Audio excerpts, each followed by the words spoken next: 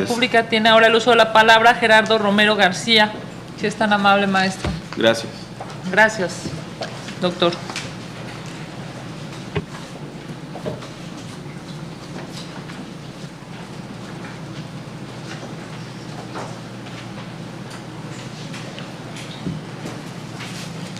Maestro Romero García tiene el uso de la palabra hasta por 5 minutos. Adelante. Muchas gracias, muy buenas tardes.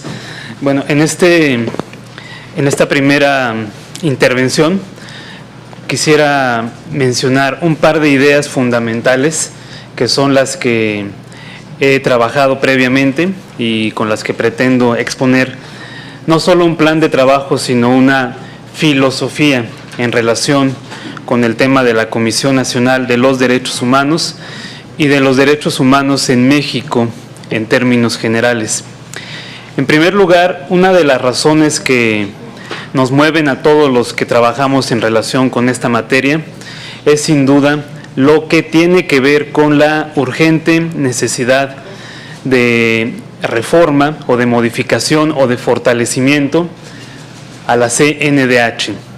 Sin embargo, hemos de ser muy cuidadosos, debemos de pensar, reflexionar bastante bien y con mucho cuidado, insisto, cuáles son las medidas que deberán de tomarse para verdaderamente reformar a la Comisión Nacional de los Derechos Humanos y hacerla eficiente y hacerla más cercana a la población.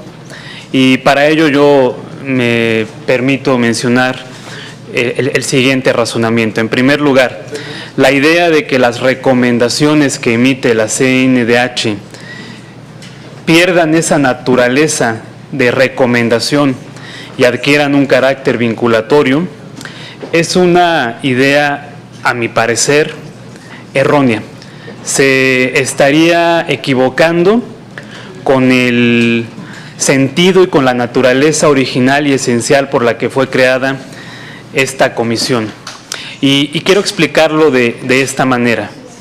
Si llegasen a tener carácter vinculante las recomendaciones de la CNDH, vamos a tener entonces a dos tribunales constitucionales interactuando en el mismo espacio, en el mismo momento, y con el riesgo de que las resoluciones que emitan cada una de estas instituciones puedan ser incluso contradictorias, y lejos de abonar a la construcción de un Estado de Derecho con criterios unificados, con criterios claros, vamos a tener una verdadera problemática de derechos humanos ahora en el ámbito institucional en la materia. Por eso yo creo que, como primer razonamiento, no se debería de promover esa reforma para que las recomendaciones sean vinculantes, aun y cuando sabemos que existe un importante sector o núcleo social que pues impulsan esta reforma. Ahora bien, ¿por qué otra razón no debería de cambiarse esta circunstancia o esta naturaleza propia de la comisión?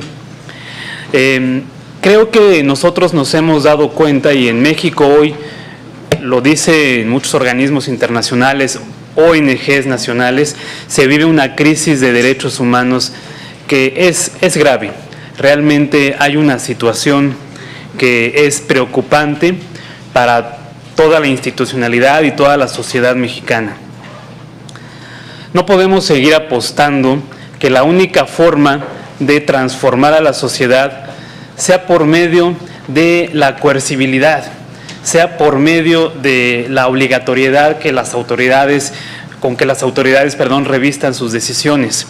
El derecho tiene dos funciones principalmente, lo decía Aristóteles de hace más de 2500 años, una función restaurativa y una función punitiva.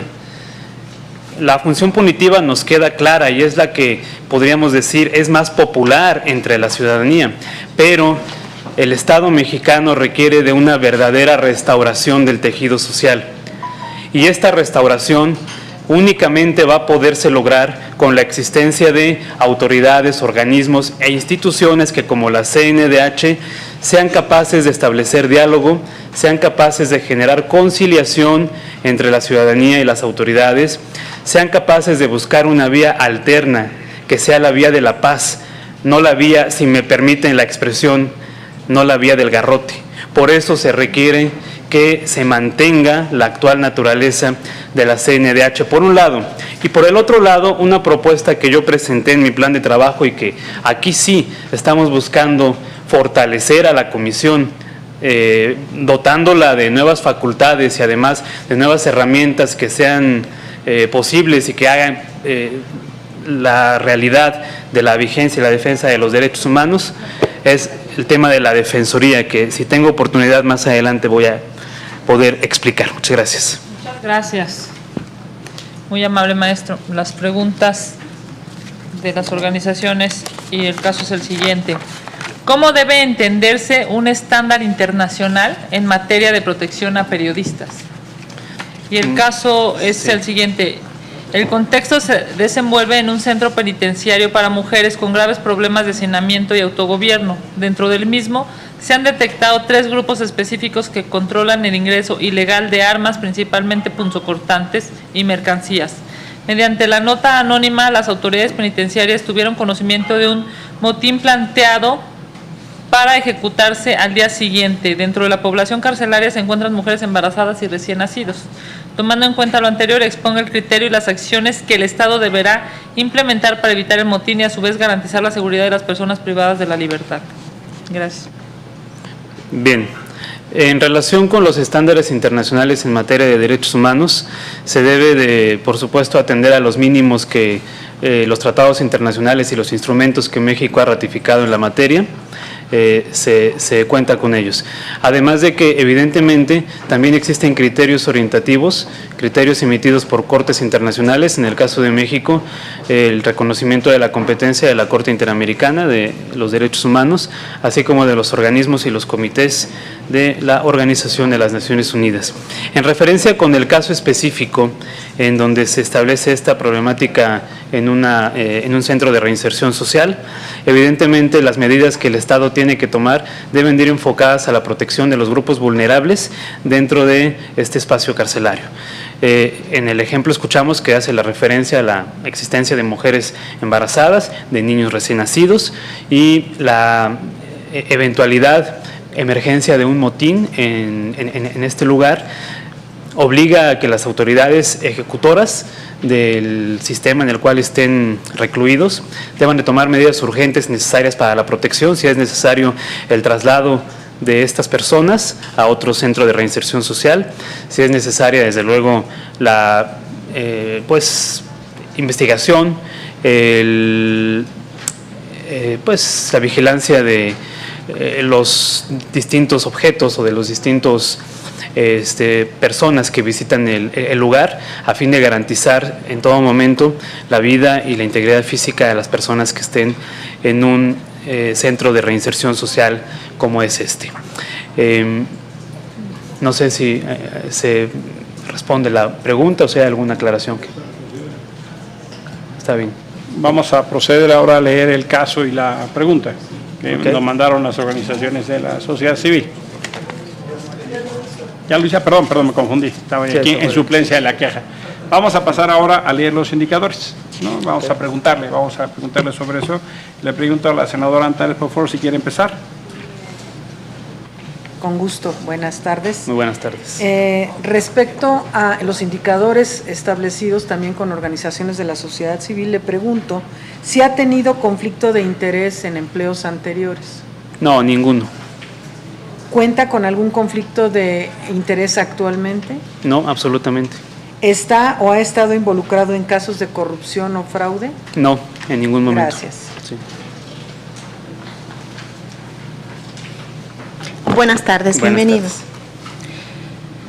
Factores de independencia personal.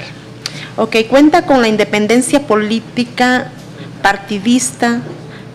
La persona aspirante, es la pregunta, nada más es la pregunta. Bueno, la pregunta concreta es, ¿cuenta con independencia político-partidista? Sí, totalmente. ¿Cuenta con la independencia religiosa? Así es. Ok, gracias. Gracias. Sí, vamos a votar. Rápidamente. En cuanto a los indicadores de probidad, Le quisiéramos preguntar si está usted, en caso de llegar a ser el titular de la Comisión Nacional de Derechos Humanos, si está usted dispuesto a publicar su declaración 3 de 3. Sí, por supuesto. ¿Cuenta usted con alguna denuncia o sentencia condenatoria por violencia familiar o delitos sexuales? No, nada de eso, ninguna. ¿Cuenta usted con alguna denuncia o denuncia condenatoria o sentencia por temas relacionados con responsabilidades familiares? No, nada de ello. ¿Ha hecho usted algunas declaraciones en redes sociales públicas en contra de los derechos humanos de las mujeres? No, ninguna de estas. Gracias. En el tema de su experiencia, ¿está usted comprometido con la progresividad de los derechos humanos? Sí. ¿Ha trabajado con víctimas de violencia de derechos humanos? Sí, constantemente. ¿Cuenta con capacidad de diálogo con sociedad civil, académica, colectivos, entre otros? Así es. ¿Cuenta con imparcialidad respecto a familiares y amistades cercanas? Sí, así es. ¿Cuenta con aportaciones en el campo de los derechos humanos? Sí. Vamos a abrir ahora una ronda de preguntas. Los senadores y senadoras formularán las preguntas y usted contestará al final. Tiene 4 minutos para contestar. Solo quiero llamar su atención de que está sonando la alarma para votación. Cuando se abra el tablero, vamos a salir a votar porque tenemos 3 minutos y se congelará el tiempo en lo que usted ha consumido y le daremos el tiempo extra. Muy bien. Porque la votación requiere nuestra presencia en su caso. Claro. ¿no? Solo quiero avisarlo de antemano, es día de sesión y no hay manera. Claro. Tenemos que estar en ambos procesos simultáneamente. Se les pregunta a los senadores, senadoras, si quisieran hacer alguna duda, una pregunta. Yo. Entonces, si les parece, empezamos de este lado. La senadora Nestora, por favor. Yo quisiera preguntarle qué papel debe jugar la CNDH en la promoción de los derechos humanos. Gracias.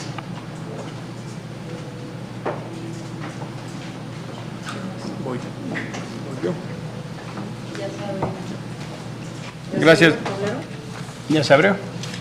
Bueno, pues hacemos pausa. Si les parece, vamos a tener teóricamente 2 dictámenes. Habremos una pausa de 5 minutos. Doctor, si es tan amable, y regresamos. Gracias. 5 minutos. Gracias.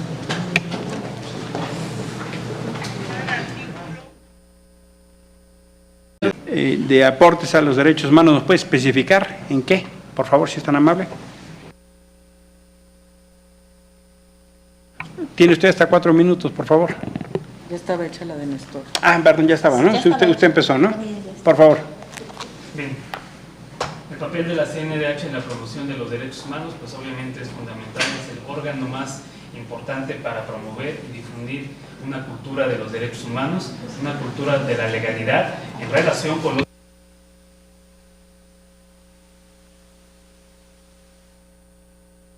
Por favor, el reloj aceros. Gracias. El reloj aceros. Por favor, el reloj aceros. El crono regrese a ceros, por favor. A ceros, ¿no? El reloj a ceros. La economía procesal. Aquí está de una vez la presidenta.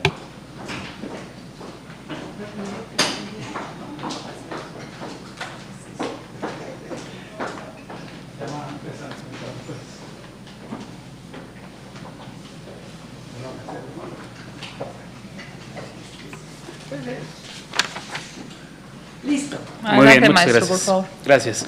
Sí, en relación con el papel de la CNDH, en relación con la promoción de los derechos humanos, digo que es fundamental. Se trata del principal organismo encargado de la materia en México y esta está encargada de promover una cultura del respeto a los derechos humanos, una cultura de la tolerancia, una cultura de la inclusión y una cultura de la paz en términos genéricos. En relación con la pregunta que me hace el senador, el senador Emilio Álvarez Casa. Mi participación en la Comisión para la Revisión Integral del Marco Legal en el Estado de Hidalgo fue en términos de consultor o asesor del Congreso en su totalidad. Me explico. Este fue un organismo creado por el gobierno del Estado en el año 2014, que incluyó a distintos representantes de colegios de profesionistas.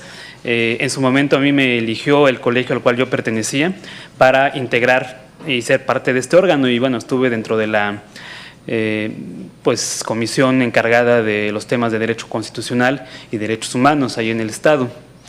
¿Qué aportes hemos tenido en la materia? Bueno, derivado de esta participación de la Corimale, como se le llamó, tuvimos la oportunidad de proponer varias reformas a la Constitución Política del Estado de Hidalgo, sobre todo una muy importante en materia de no discriminación y de lenguaje incluyente, que se propuso ante el Pleno del Congreso del Estado. Se hizo también una reforma a la Ley Orgánica Municipal para permitir que las autoridades municipales tuvieran facultades de sancionar a aquellos comercios, negocios o empresas que llevaran a cabo actos de discriminación. En el plano académico, he publicado algunos artículos, el más reciente en la revista Pro Personae de la Comisión de Derechos Humanos del Estado de Hidalgo, hablando sobre el tema de acceso a la justicia. También con este mismo tema, el derecho humano como acceso a la justicia, participé en el Congreso Nacional de la Barra de Abogados en la ciudad de Puebla en el año 2014. Tengo una tesis de maestría que habla sobre el litigio estratégico y su relación con la democracia en México, y soy presidente de una organización de la sociedad civil en el Estado de Hidalgo, en donde estamos dedicados fundamentalmente a la asesoría jurídica gratuita a grupos vulnerables, a personas en condiciones de vulnerabilidad o de escasos recursos. Y también realizamos distintas actividades académicas, impartimos talleres, conferencias en universidades, sector público y ante otras organizaciones de la sociedad civil. Muchas gracias, doctor, muy amable, gracias por su presencia esta tarde. Gracias.